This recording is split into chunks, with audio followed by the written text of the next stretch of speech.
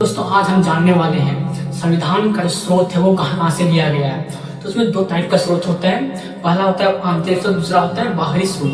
इसमें जो आंतरिक स्रोत है उसमें क्या आता है, आंतरिक स्रोत उसको बोला जाता है। संविधान के पहले एक कैबिनेट मिशन हुई थी, उस कैबिनेट मिशन के बाद उसमें से संविधान की मांग हुई थी। उसमें से बोला गया था कि जब तक संविधान नहीं बन जाता उसके पहले भारत शासन अधिनियम 1935 के तहत आप लोगों का जो है ये संविधान लागू होगा, उसी के तहत आप लोगों का देश चलेगा।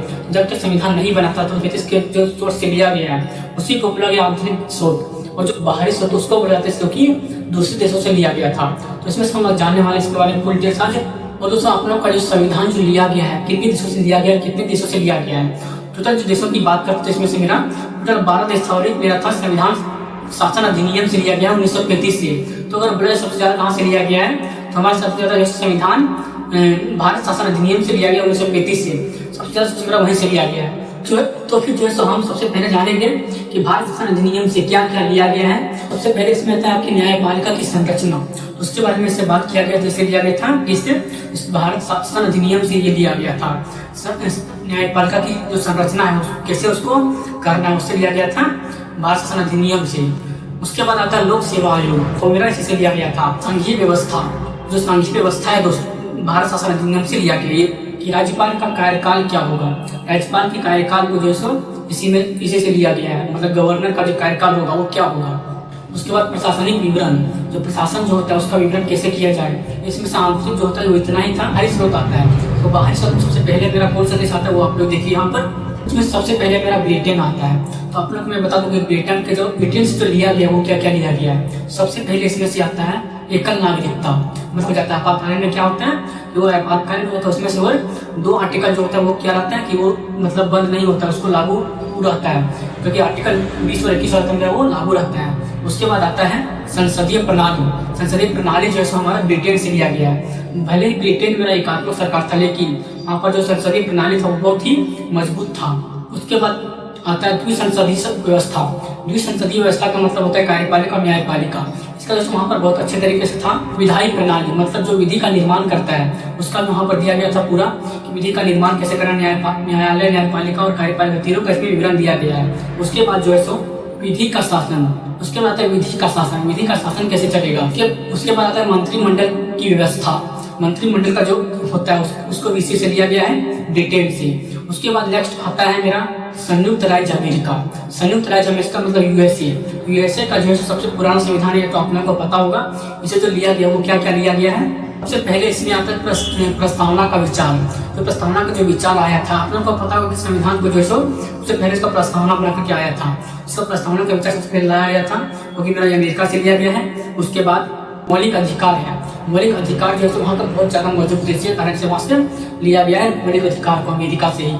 स्वतंत्रता जो होता है उसको वहां से लिया गया। उसके बाद न्यायिक पुनरावलोकन, मतलब जो है सो अगर न्यायालय अगर कुछ गलती करता तो उसको जो सो उसी पद से निकाला जाता वो भी यहीं से लिया गया है। उसके बाद राष्ट्रपति का महाभियोग, मतलब होता है कि अगर राष्ट्रपति कुछ करता है गलत तो उसको भी पद से हटाया जा सकता है। ये मेरा कहाँ से लिया गया, ये भी मेरा अमेरिका से लिया, क्योंकि वहाँ पर जो सो न्यायपालिका का जो सो कार्यपालिका वहाँ पर बहुत ज्यादा मजबूत था उस टाइम पर, इसीलिए वहाँ से लिया गया है। उसके बाद आता है सर्वोच्च न्यायालय और न्यायाधीशों का जो सो हटाना, पद से हटाना, वो भी यहीं से लिया गया। मतलब अगर कुछ गलती करता तो उसको पद से हटाया जा सकता है। लिखित संविधान है, तो आप सबसे पहले से विचार आया था हमारे देश में कि लिखित संविधान होगा, लेकिन जब अमेरिका पहुंचे तो वहाँ से देखा कि इसका संविधान कितना मजबूत है लिखित होने के बाद, तो वहाँ से लिखित संविधान को भी यहीं से लिया गया है। और हमारे संविधान जैसे आप लोगों को पता है कि लिखित संविधान है, ये खत्म होता है अमेरिका। उसके बाद जैसे कौन सा देश आता है, उसके बाद मेरा आयरलैंड आता है। तो आयरलैंड से मेरा क्या क्या लिया गया है। सबसे पहले इसमें से आता है राज्य की नीति निर्देशक, जिसको डीपीएसपी बोला जाता है। सबसे पहला उसको डीपीएसपी जो यहीं से लिया गया है। उसके बाद आता है राष्ट्रपति का निर्वाचन प्रणाली, वो भी यहीं से लिया गया, कैसे वो करेगा काम उसको यहाँ से लिया गया। उसका राज्यसभा के सदस्यों का मनोनयन, मतलब जो उसका कैसे चुनना है उसमें से कैसे निर्वाचन कराना है उसका भी यहीं से आया है आयरलैंड से। उसके बाद आता है कनाडा से क्या क्या लिया गया है। तो जो कनाडा है मेरा बहुत ज्यादा मजबूत संघीय व्यवस्था वाला देश है, तो वहाँ से लिया गया संघीय व्यवस्था को लिया गया है वहाँ से। दूसरा लिया गया आप लोगों का जो अच्छी शक्ति होता है वो आप लोगों को पता है केंद्र के पास होता है, लेकिन ये किससे लिया गया, तो ये मेरा कनाडा से लिया गया, ठीक है ना। केंद्र द्वारा राज्य के राज्यपाल की नियुक्ति, ये भी जो आप लोगों का कनाडा से लिया गया है। ये आप लोगों का खत्म होता है, इसमें से इतना ही था।